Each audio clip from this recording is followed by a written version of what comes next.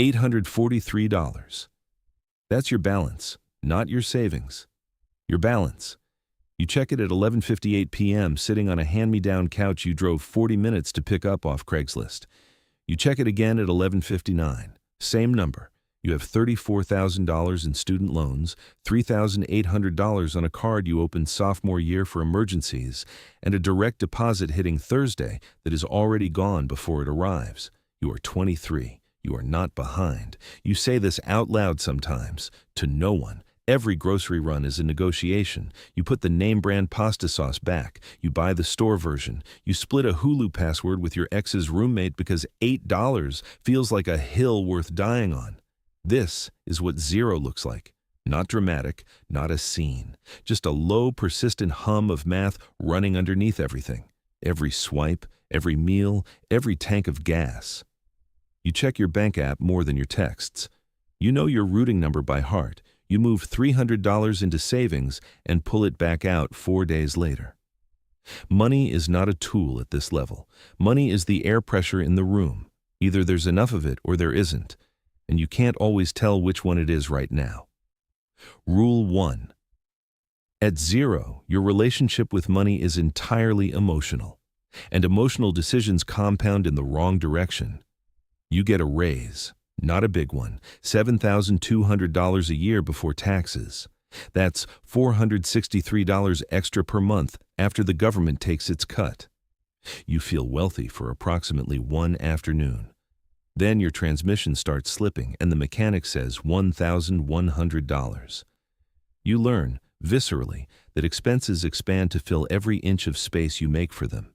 You pay off the smallest debt, $1,400 on a card you've had since college. You screenshot the zero balance. You don't send it to anyone because nobody in your life would understand why this screenshot means what it means to you, but it means everything. For the first time, a number moved in the right direction because of something you decided. That's the beginning. That's all it is, and it's enough. You crossed $10,000 in savings. You're 26. You've never seen 5 figures with your name on them before, not once in your life. The first week, you check the balance constantly, not from anxiety this time, from disbelief. You don't do anything with it. You just let it sit there and exist. The psychological weight of $10,000 when you've never had it is completely disproportionate to the number itself. You feel like a different category of person. You're not. But you feel it, and that feeling shifts what you think is possible for you. You start reading. Not hustle content, not motivational threads, actual books about how capital moves. You learn what an index fund is. You open a Roth IRA and stare at it for 3 weeks before you put anything in. You invest $2,000. The market drops 4% the next morning. You almost pull it out. You don't. This is the moment you decide whether fear runs your money, or you do. The shift. You stop thinking about money as safety and start thinking about money as information. You're making $74,000 a year.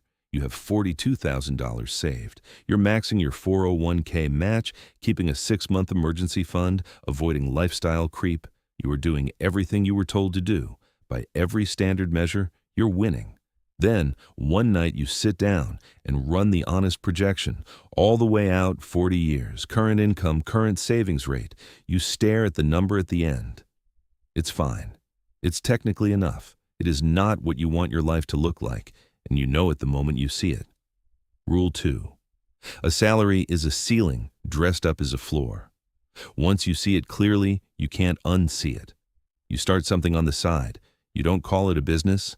It's just a thing you do Sunday mornings that makes $600 a month, then $1,100, then $2,300. You reinvest everything back into it for 16 months straight. You eat the same lunches. You don't upgrade anything. Your net worth crosses $90,000, then $120,000.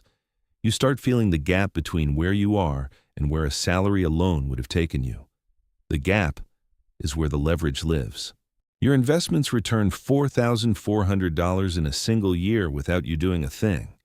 You've had months where the side income clears more than your paycheck. You understand what an asset is now, not theoretically, physically. Something you built or bought that earns while you're asleep. Your relationship with time changes.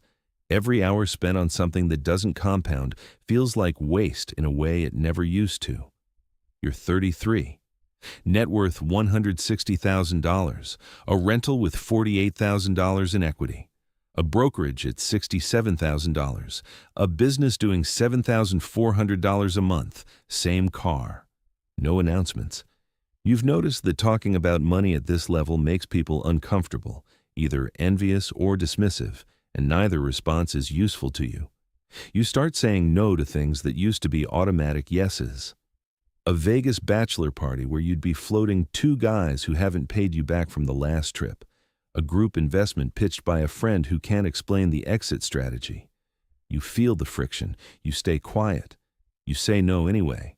The shift. You stop spending money to maintain relationships and start protecting capital to build options. At $300,000, your money develops a personality. It has preferences. One investment returns $24,000 in 9 months. Another loses $11,000. You don't panic about the loss. Not because you don't care, you do, but because you understand now that this is the price of staying in the game. You don't pull back, you reposition. This is what people at the bottom misread about people at the top. They think the top is about avoiding risk. It isn't. It's about choosing which risks are worth sitting with. Rule 3. Below $500,000, you are still buying assets. Above it, assets start buying each other. $670,000, $820,000. You restructure the business, bring on a partner, exit one position, and roll the proceeds into something bigger. You're 37, net worth $940,000. You turn down a job offer at $220,000 base. Your parents don't understand. You tell them it didn't feel right. That's partially true. Then it happens on a Tuesday. Nothing ceremonial. Your brokerage refreshes. $1,060,000. You sit with it. You expect it to feel different. There's a quiet satisfaction, and then almost immediately it's not enough. Not frantically, just clearly, practically. $1 million at 4% is $40,000 a year. That's not freedom. That's a starting point. The shift. The milestone arrives, and you realize it was never the destination. It was the proof of concept. At $2.4 million, money stops being a source of anxiety for the first time in your adult life. It becomes a resource, the way time is a resource. The way attention is a resource. You don't think about your checking balance. You think about allocation. Where is the capital positioned? What's the return profile? What are you not seeing? Rule 4. Wealth is not what you accumulate. It's what you no longer have to do.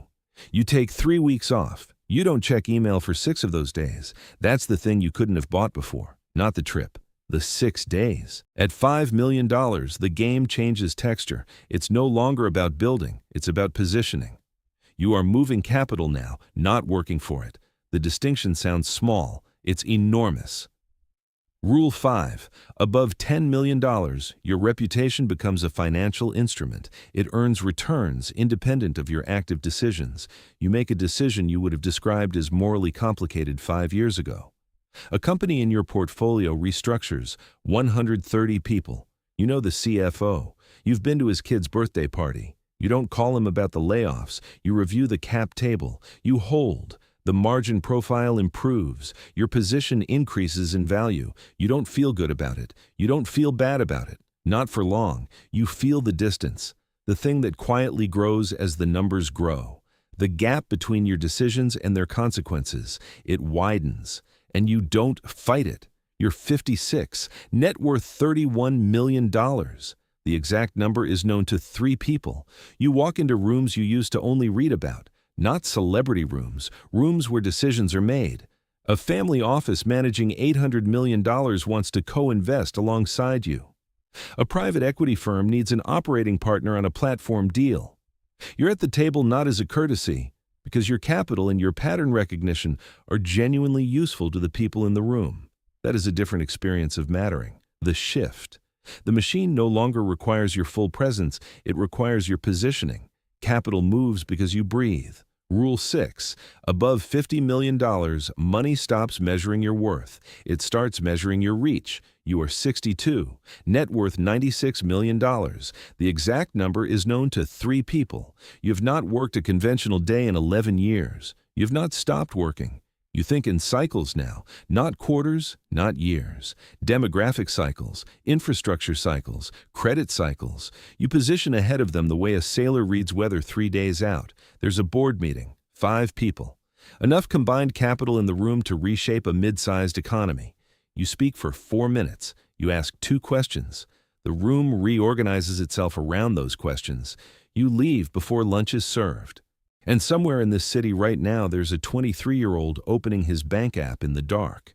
His balance is $843. He's standing in the checkout line at Kroger doing the math. He puts the name brand sauce back. He gets the store version. He thinks this is a story about money. He thinks if he just makes more of it, something will finally click into place. He doesn't know yet what actually has to resolve. He doesn't know what it costs. Not in dollars, in distance. In the gap that opens between who you are at the start and who you have to become to reach the end. The machine doesn't ask if you're ready, doesn't ask if the trade is worth it. It opens every morning and it takes whoever shows up, and whoever shows up consistently, patiently, without flinching, without stopping to ask the question everyone else keeps asking. They compound. The money compounds, and so does everything else. The balance is $843. It always starts there. It always will.